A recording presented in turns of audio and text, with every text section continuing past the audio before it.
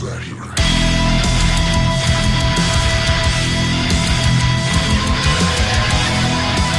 Alrighty, guys. So this is going to be a special bonus episode here, and it's just me. It's just more for me just getting my thoughts out loud here. And if you want to listen to it, cool. And if not, no big deal. And if you have a problem with it, cool. And if you agree with it, cool too. Like, I'm not looking to persuade anybody here. But what I'm really just wanting to do here is just kind of talk about like what is going on. And with the podcast and the live, no one tells me really what's going on behind the scenes now, which is fine too. But I do my due diligence here, and I do research and all that stuff before I go live and before I do these episodes on Spotify. And there have been people that have told me in confidence, and they told me not to tell anything on the podcast or live. So I'm going to not talk about those things. But what I'm going to be talking about here is like what's actually going on. Like, I don't know. Like, I there is just so much that is going through my mind right now, and it's good and it's also bad. And it's like an argument with myself, which I don't know if you guys have ever had that before, but it's so much fun. So this is my way to just kind of relieve it. And the the problem is that there's two sides to every story, right? So when there's two sides to every story, sometimes you only get one side and the other side doesn't talk, or both sides talk and the information that is conflicting. Um, and what I've heard is rumors, obviously, but then I've also seen some stuff on Facebook, which now I'm taking that as public knowledge here, right? So now I can use that.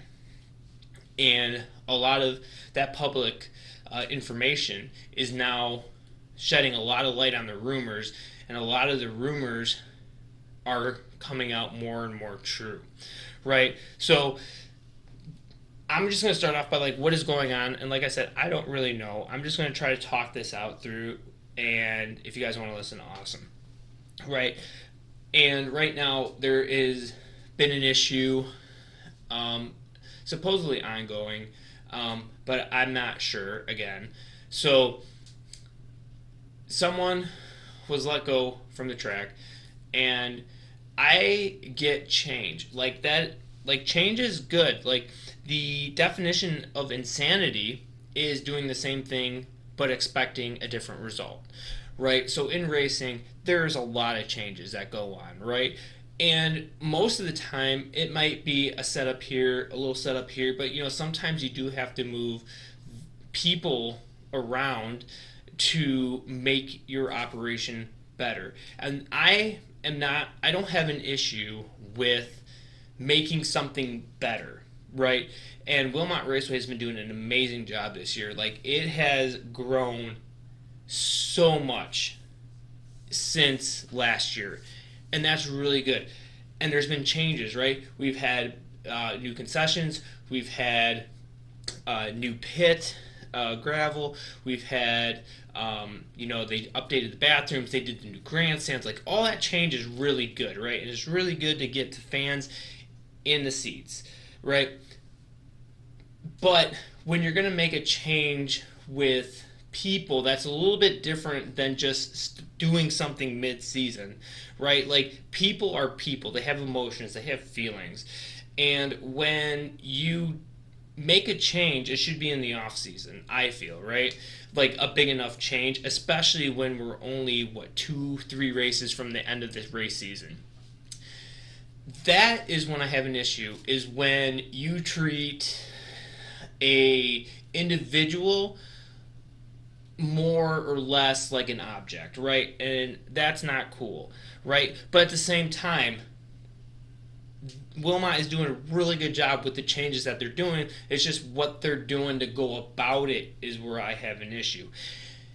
And why is it important? Well, like I just said, like, we're talking about people here. We're talking about feelings. We're talking about emotions. And a lot of times in racing, us drivers, we do act on emotion. Like, we are very, very emotion bound. Like, or sensor, or triggered, right? Like, I might go up to the wall and a guy might go up and nerf me and I'm already up on the wall. Even if it's my buddy, I'm gonna be like, what the actual heck is going on through your mind? And as soon as he kind of comes off me, I'm going to drive it back down and I'm going to push him up to the wall, right? So we're very reactive and we're quick to not necessarily anger, but we're really quick to shoot from the hip, right? And that's where I really feel that this is all coming from.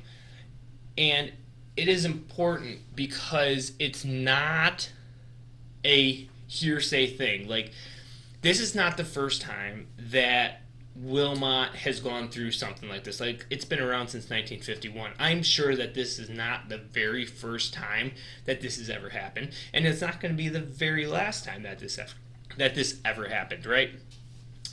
However, we're dealing with it right now, and it's important because if, and I'm not saying I'm pro this side or pro that side or whatever. I still want Wilmot to succeed. Like, I really, really want Wilmot to succeed because it's been my home track. Like, growing up, I remember going there and watching Dave Hanna and Joe Rowe, run their sprint cars, and Scott Cuxhouse and Mike Sullivan run really hard with each other. Like, that's my first, like, my earliest racing memories on a dirt track is watching those guys run really hard. So Wilmot holds a special place. So I'm not saying like we should like hope that Wilmot fails. I want Wilmot to succeed, right? But with that, we also need to remember that we all need each other. And I feel that sometimes people get entitled to where, like, if you're a fan, you feel like, well, if I don't come, the track doesn't succeed, right? Which is true, right? But also, if a driver feels like, well, if I don't come, the track will fail, which is also true, right? And if the track's just like, you know what, we're not going to have a track anymore, right? Or if we don't have a promoter, right? Like, we all need each other equally. We all need each other equally. Like, I don't know if you guys seen before, probably last year I posted something about like we all need each other, right? Like, the track needs a promoter. The promoter puts the fans in the seat, right? So the track gets a promoter, the promoters get the fans. The fans need to see race cars on the track, and the race cars need a track to race at. So everything is split 25%. I don't care how you want to argue to me that one of those four is more important than the other three. And if you want to argue with me, that's fine. Hit me up on Facebook on Crane Racing LLC, right? We all need each other the same, right? So with this move that happened, I feel, and again, this is just me feeling, and again, we're just kind of going through my thoughts here. This makes me feel that the track feels like they're more superior than anybody else. They don't need this promoter. They don't need these drivers. If you don't like the rules, go race somewhere else. Right? Okay, so if you get rid of a promoter for any event, right? Okay, you lose there. And then if you're telling drivers, if you don't like it, you don't have to race here. Right? So if you lose promoters and drivers, what do you got? You have a track and fans. That's all you have. Fans are not going to come to a great track if there's nothing on the track, right? And the track is not going to sell tickets if there is no promoter, no cars on the track, and fans are leaving the seats, right? So I want to reiterate that we all need each other just as much as they need us as drivers, as the fans. We need the fans in the stands, because if we don't have fans in the stands, we can't get sponsors, because then who's watching us run around in circles, right?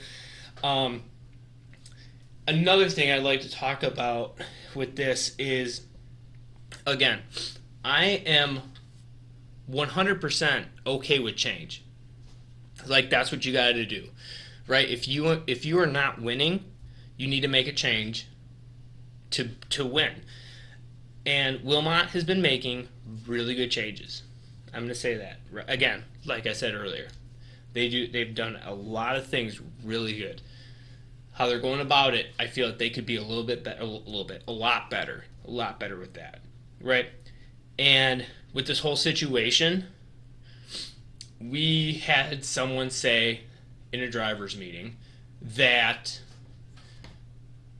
if we don't stop as drivers, if we don't stop the BS on Facebook, we're killing the track, right?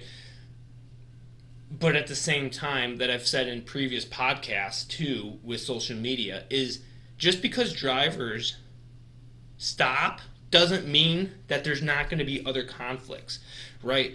And this is another thing where someone could have stepped in and said, this is what happened, this is why we made the changes with 3 races to go.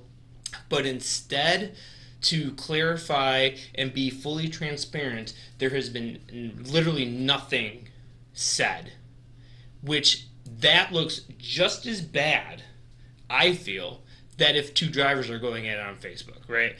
And again, like, this is a learning experience. I know there's a lot of new people too, and we're just kind of talking out loud with my thoughts. So thank you for listening. All right. Now, another thing, what should drivers do? Well, I'm not going to tell you what you should do as a driver, right? Or you should do as a fan, right? What should drivers do or what should fans do in this situation? I'm not going to tell you what you should do. I want you guys to have the freedom of thought, and I want you guys to just think what your next move, how it could affect everything, because the only reason why you are where you are right now is based off of all your decisions that you've made previously in your life, and that's why you're here, right? So I'm just going to kind of talk out loud and just kind of play devil's advocate here. Like, okay, so if everyone just decides, like, hey, let's boycott, what are you doing? You are going to hurt the track, but you're also going to hurt the fans, right? Like, yes, as drivers, we can go to other places and race, right? But what you're really doing is you're hurting the fans and you're hurting the track, right? And if you were going to say that you're going to ban or boycott, which is fine if that's you, right? You're potentially putting the track into a spot that, I'm just saying, I don't know, 3 to 5 years, it's not even going to be there anymore, right? And we all know that racetracks are kind of hard to come by now. Like, Circle City is like the newest track that I've seen in a long time, and they built it in 2020. Other than that, you know, when was the last track built in a heavily populated area? Like, there's not, right? And as fans, what should you do?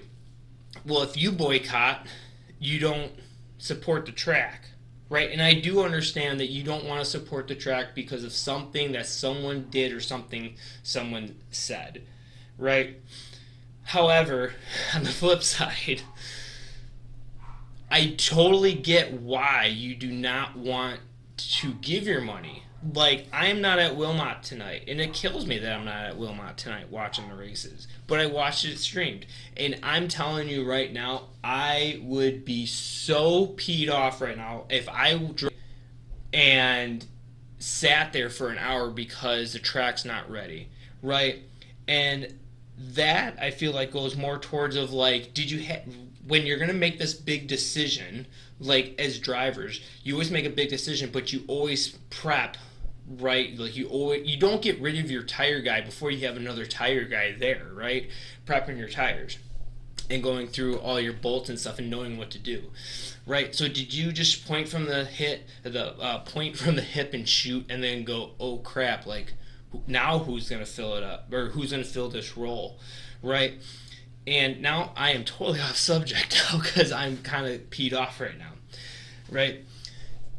So it is very sad. Like, it hurts me to see that the stands are very, very, very, very thin. Very thin. It's the thinnest I've seen in a long time.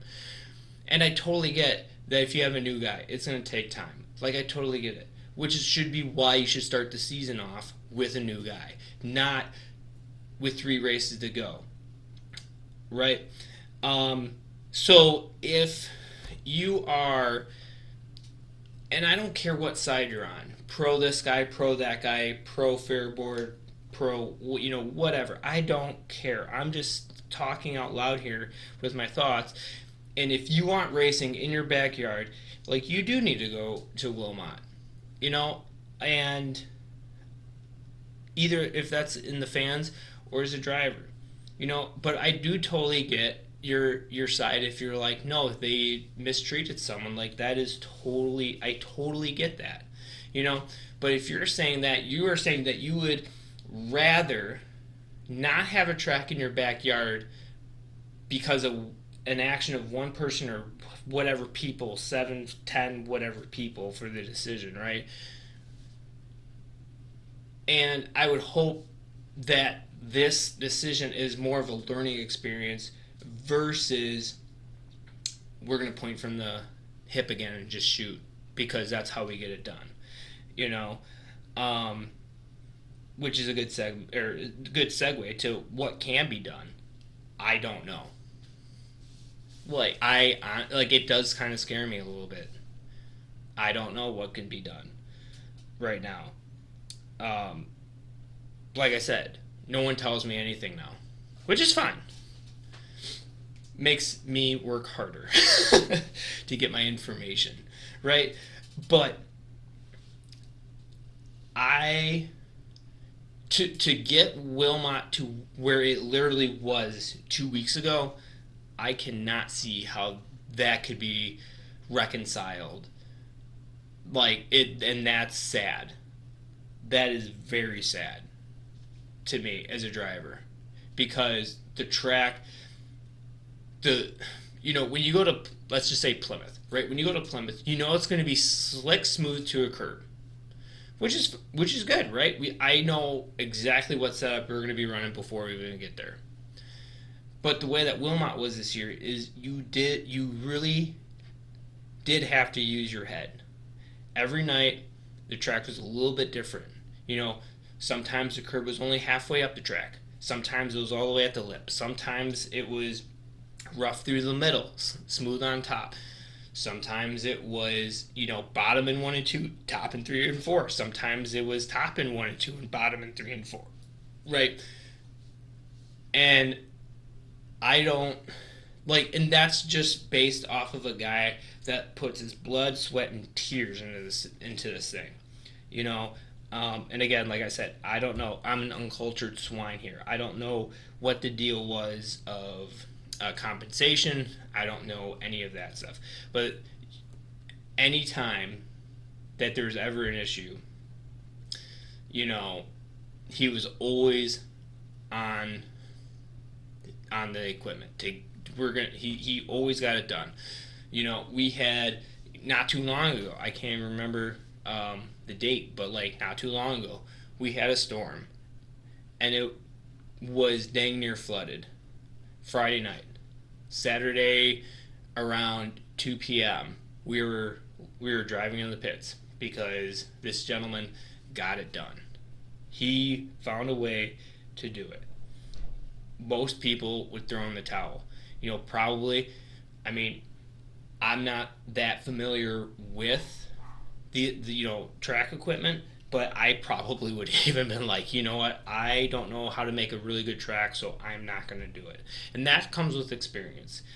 And I don't care what anyone says. As a driver that has traveled a little bit, not a lot, but a little bit, every bit of clay acts different, and it takes months. It takes months to learn how your clay is going to react. There are some tracks where, when it gets dusty, like, pour water on it. Well, if you put more water on it, it's actually going to get more dustier. And there's some tracks that the more water you put on it, the better it is. And that just takes time.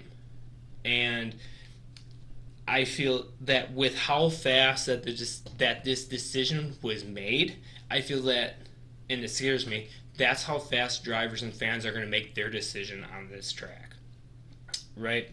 And who will pay for this? Ultimately, the fans are going to pay for this. Like tonight, that was the thinnest crowd I've ever seen, and You can say it was because there was two traveling series that were there. BS. Both of them have been there. Both of them had way more people in the stands. You know, and if I get banned for this, so be it. But if I get banned for this too, like it will all be public. Like I will not be afraid to post and screenshot. And it's not a threat. I'm just saying, because Crane Racing, we are a public figure. So anything that I do is public. So I'm just leaving it at that. And it's only been a week since this whole thing happened. And I'm sure there's going to be more that comes out, which I will be very interested to be reading or listening to. And it is just, again, like I said, so sad because there's nothing, like, I say nothing, but obviously this is something, nothing Wilmot could have done that went wrong. This is something that went wrong, you know? And it's something that I feel that it's going to take a long time to come back for now, and I don't want to say it's because of the decision. It is a decision, but I think it's because of the lack of transparency of like this is XYZ why we did it. Yeah, you might have peed some people off, but at least it was right there in black and white what happened, blah blah blah blah blah. I've heard so many different rumors about what happened that spreads. The rumor weed. It's a weed. It grows so fast, and you can't control it if you don't get it right. Like I heard, I'm not even gonna say it, but like there's at least six different reasons why this happened previously leading up to this event, right? And I don't even know what's true, so that's why I'm not elaborating on it. But if something were to like, just if the track would just XYZ happen, this is why we did it, we can move on. And they, it wasn't them, but it was Kenosha County Fair Police. They put out a post that basically said, no alcohol in the pits, which at that point right there is a little like, whoa, you're pushing the envelope. No alcohol in the pits, not even after the races. And then they also said that you only have 30 minutes to, after your last race, to leave because safety is their priority. Well, if safety is their priority, then why are they going to have race cars pulling into the pits as they're trying to get trailers out of the pit, and it's so narrow you can't even pass each other, right? And as a driver, when I come off the pit, I am not expecting a vehicle right there. I'm expecting to look for pedestrians. Like, I'm not expecting a vehicle to be coming at me. I'm expecting to see pedestrians crossing or just not paying attention, right? And then the last thing, and I think this thing was what really hurt, was because they said that there was no spectators to be in the pits, right? And again, there's nothing that they've said. They just alluded to that there was a threat, right? Eliminate the threat.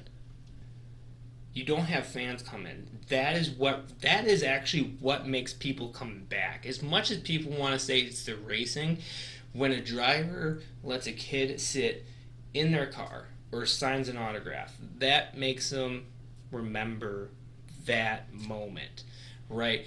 And then they go home and they might tell their buddies, right? But then leading up to that next weekend, they're going to be talking about going back to the races, right? Yes, the kid does not have money, but kids can persuade their parents to do stuff too, right? And then they come back. And that's how you get reoccurring fans. You are taking people away that we can bring back, right? And again, like I said earlier, we're all in this together. We're all 25% important, track, promoter, driver, fans, right? We are all equally important. So we have to remember that, and we have to make sure that we realize that too. And the part that annoyed me the most was watching on the stream, and within 15 minutes on the stream, they said that now the pits were opened. The pits will be open for spectators to go back in the pits. Well, what changed literally in the last 24 hours from the post where they said that no one would be allowed in the pits? I would have had more respect if they would have held it versus backpedaling, because now it just it just irritates me. Honestly, it really does. Like, beyond no end. To go back on your word,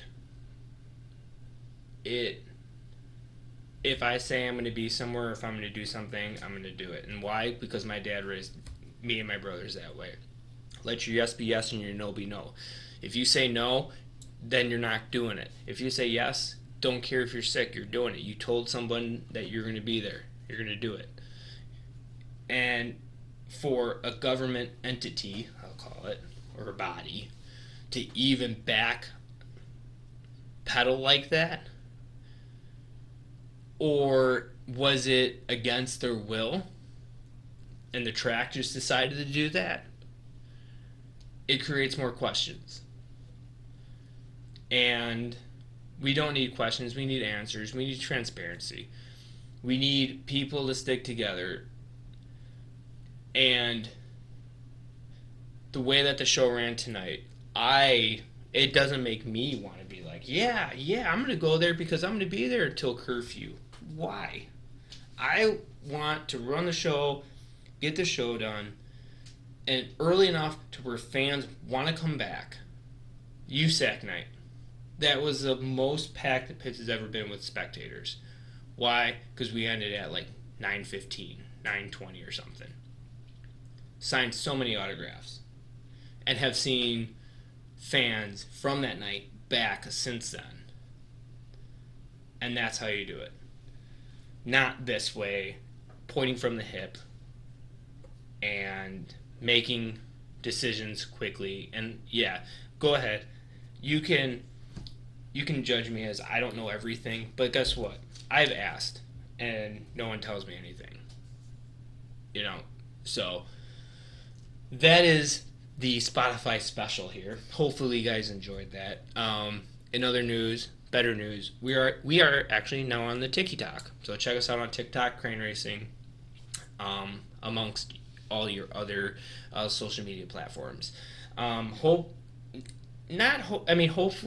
you get a better insight, but hopefully this is just me talking with my thoughts out loud, because I do feel that this is better, and I didn't want anyone else in studio with me.